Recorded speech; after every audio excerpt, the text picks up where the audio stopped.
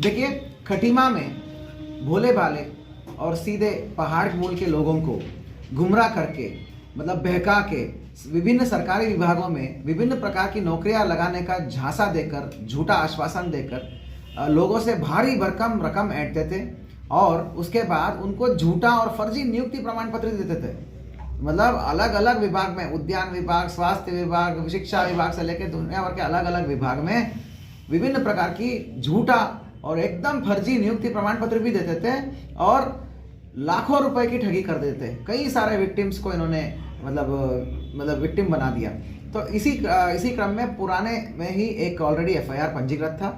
हाल ही हमने एक और एफआईआर पंजीकृत किया था जिसमें अजय साहनी प्रमुख अभियुक्त माना गया था। इन्वेस्टिगेशन में ये जानकारी में आया कि केवल अजय साहनी अकेला नहीं था, तो उसकी एक और दूसरा साथी है, उसका नाम है, कई 10 लोगों ने कुल मिला के पैसा दिया था मनोज रावत को, कैश।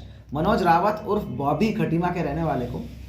तो उसको आज गिरफ्तारी करके जेल भेज रहे हैं और उसकी ही कब्जे में 3 विभिन्न नियुक्ति प्रमाण पत्र अलग अलग डेटों का, अलग अलग विभागों का प्राप्त हुआ है उसके कब्जे में, उसकी निशानदेही में। और 2,20,000 कैश डेवलप हुआ है, रिकवर हुआ है।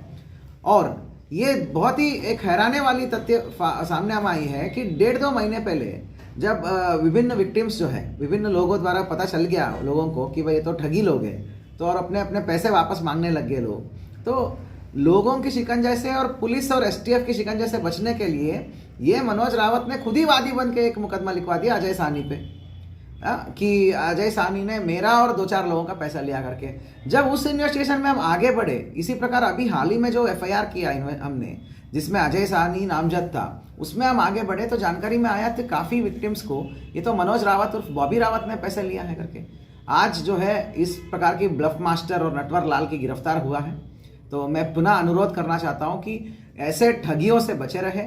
उत्तराखंड में माननीय सीएम साहब के निर्देशन में बहुत ही ट्रांसपेरेंट सिस्टम डेवलप हुआ है।